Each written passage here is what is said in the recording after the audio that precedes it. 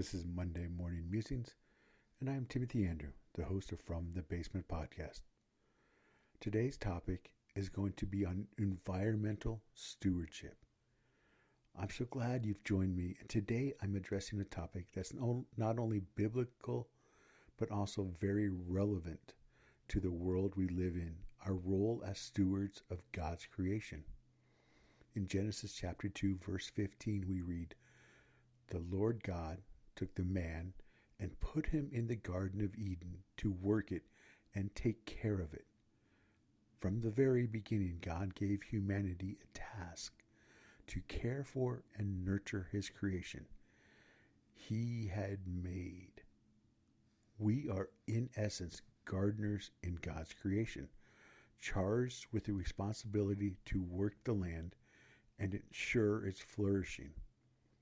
But this isn't just an ancient mandate, it's a living command for us today.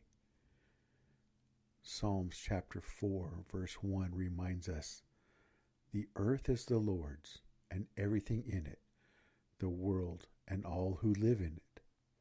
This tells us that our care for creation is not just about managing resources for our own benefit, but acknowledging that everything belongs to God. He is the true owner, and we are caretakers entrusted with something that isn't ours to begin with. But stewardship goes beyond responsibility.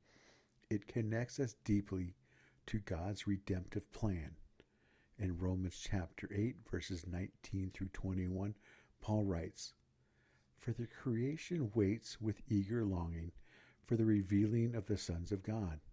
For the creation was subjected to futility, not willingly, but because of him who subjected it, in hope that the creation itself will be set free from its bondage to corruption and obtain the freedom of the glory of the children of God."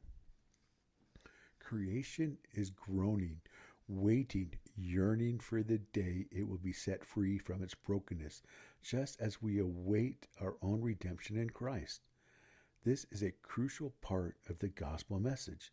God's redemptive work isn't just about human souls, but about restoring all of creation.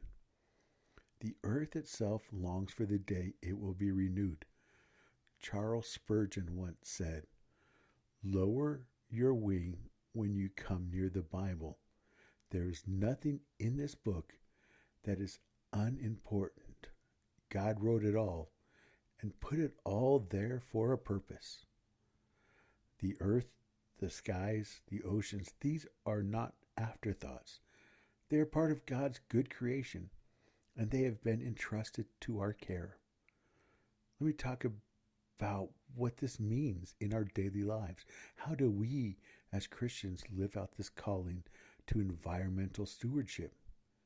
It's easy to feel overwhelmed by the global scale of environmental issues, but caring for creation starts with small intentional steps.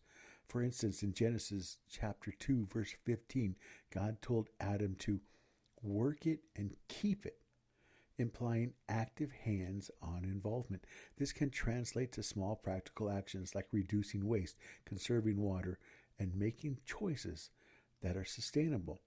These acts, however small they may seem, are part of honoring God's creation. Psalms chapter 4, verse 1 also reminds us that we are accountable to God for how we treat the earth. It isn't just about personal preference or convenience, it's about stewardship. So the next time we make decisions about how we use resources, we can ask ourselves, is this action reflecting God's ownership and my responsibility as his steward? Romans chapter 8, verses 19 through 21 paints a powerful picture of how our carelessness or care can either contribute to the groaning of creation or its healing. When we think about pollution, deforestation, and climate change, it can feel overwhelming, but each of these is a reminder that our actions have consequences. When we misuse the earth's resources, we add to its groaning, but when we care for it, we become part of its liberation and restoration. The Bible presents a beautiful vision of how our work as stewards ties into the broader story of redemption. The earth will one day be restored, and we are called to work toward that restoration now through our actions and decisions. N.T. Wright captures this in his book, Surprised by Hope. What you do in the Lord is not in vain. You are not oiling the wheels of a machine that's about to roll over a cliff. You are accomplishing something that will become part of God's new world. The work of stewardship isn't just a short-term fix for environmental crises. It's a participation in God's future for the world. Each act of care for creation is like planting seeds that will one day flourish when the world is made new.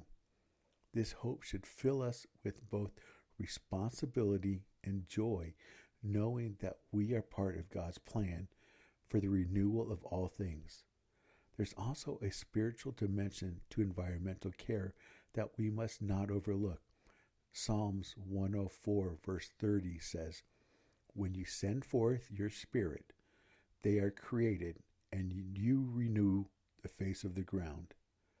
The Holy Spirit is actively involved in creation, sustaining it and giving it life. And just as the Spirit renews the earth, so too are we called to be agents of renewal through the power of the Spirit within us. Our care for the earth is also an act of worship. It is a way of acknowledging God's ownership and His presence in all things. When we make decisions that honor creation, we are glorifying the Creator. When we reduce harm to the environment, we're not only protecting nature, but also showing reverence to the one who made it. As I conclude today, I want to encourage you to think about one way you can be a better steward of creation this week. Whatever it is, remember that in caring for creation, we are participating in God's grand story of redemption. Let me pray. Oh, Heavenly Father, thank you for the gift of your creation. Help us to be faithful stewards of the earth you have entrusted to our care. Give us wisdom to make decisions that honor you and protect the world around us. We long for the day when all of creation will be restored, and we ask that you would guide us as we work toward that day. In your precious, glorious name, I pray. Amen. Thank you for tuning in. I'd love to hear your thoughts, so feel free to visit fromthebasement.org and share your feedback or suggestions for future episodes. Your input remains confidential and is incredibly valuable in shaping the show. If you'd like to support the podcast and our nonprofit, your donations are truly appreciated. You can contribute by visiting fromthebasementinc.org. Together, we can continue to grow and make a difference. Remember to subscribe, share this episode, and keep seeking both the heart and mind of God as you grow in your faith. And as you go this week, may we all grow as stewards of God's beautiful creation, reflecting His love and care in all that we do. God bless you.